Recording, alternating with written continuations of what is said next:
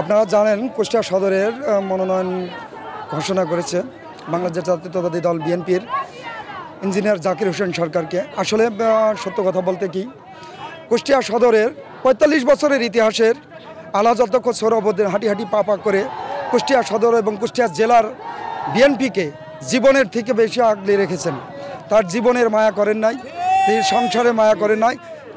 নেতা কর্মীদের অক্লান্ত পরিশ্রম এবং ভালোবাসার সফল হিসেবে আমরা কুষ্টিয়া সদরবাসীর পক্ষ থেকে দাবি করছি, আবদালপুর ইউনিয়ন বিএনপির পক্ষ থেকে দাবি করছি, আলহাজ অধ্যক্ষ সোহরাবউদ্দিনকে যদি মনোনয়ন না দেওয়া হয়, সেক্ষেত্রে কুষ্টিয়া সদর আসনের নির্বাচিত এমপি হিসাবে ইঞ্জিনিয়ার জাকির হোসেন সরকার বিএনপিকে এই সিটটা উপহার দিতে পারবে বলে আমরা মনে করি না।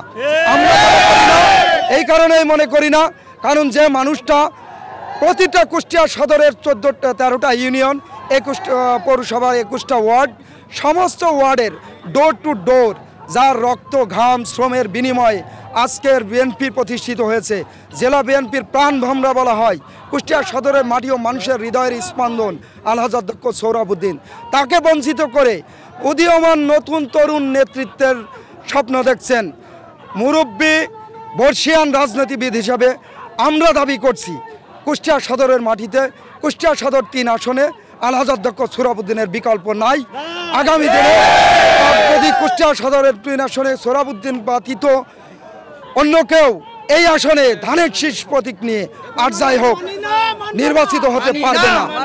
কেন্দ্রীয় লিডারের নেতৃবৃন্দর যে নমিনেশন হয়েছে, সেই নমিনেশনের বিপক্ষে আজকে যে মশাল মিছিল, আপনারা বুঝতে পেরেছেন যে এটা আসলে সঠিক বা সুন্দরভাবে হয়নি। এই তৃণমূলের মানুষ সোহরাব ভাইকে ভালোবাসে, সোহরাব ভাইকে দেখতে চাই জনগণ তার সাথে, একবার তৃণমূলের মূল পর্যন্ত সোহরাব ভাইয়ের সাথে। যে নমিনেশন হয়েছে আমার মনে হয় এখানে কোনো কারসাজি আছে। আমরা এটার বিপক্ষে অবস্থান একদম সরাসরি। আপনারা জানেন তৃণমূল আমরা দলের যারা নীতি নির্ধারক আছে তাদের কাছে বিনীত নিবেদন করি বা আবেদন করি এই নমিনেশন যেন পুনঃ নির্ধারণ করা হয়। আমাদের আজকে আমরা 6টা ইউনিয়নের নেতাকর্মীরা আজকের এই মশাল মিছিলে আমরা সমবেত হয়েছি। আমরা আজকে এই জায়গা থেকে আমরা চাই যদি এই নমিনেশন যদি প্রত্যাহার করে পুনরায় আলহাজ অধ্যক্ষ সোহরাবউদ্দিনকে যদি নমিনেশন না দেওয়া হয়, আমরা এর থেকে আরও বড় কর্মসূচি আমরা ঘোষণা করব। আমি আরেকটু বলতে চাই যে আজকে আওয়ামী লীগের যে পুনর্বাসন, আজকে আমাদের যে সমস্ত নেতৃবৃন্দ আওয়ামী লীগকে পুনর্বাসন করতে চায়, আমরা সেইটার বিরোধিতার কারণেই আমরা আজকে এই মশাল মিছিল আমরা এখানে ঘোষণা করেছি। আগামী দিন যদি আলহাজ অধ্যক্ষ সোহরাবউদ্দিনকে আমরা আমাদের এলাকাবাসীর পক্ষ থেকে 6টা এই ইবি থানার পক্ষ থেকে আমরা এর থেকে আগামী দিন এর থেকে বড় আকারের কর্মসূচি ঘোষণা দেব। আমরা আশাবাদী, আমরা 100% শতভাগের উপরে আমরা আশাবাদী যে সোহরাব ভাইকে যদি নমিনেশন দেয় ইনশাল্লাহ আমরা এখানে জয়যুক্ত করব।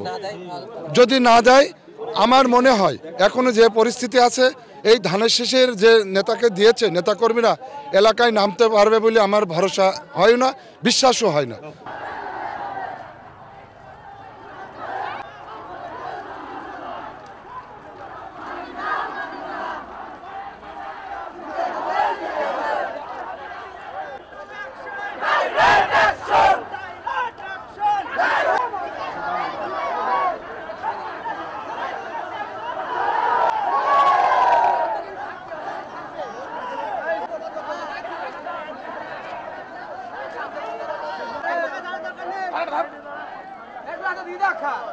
Hey,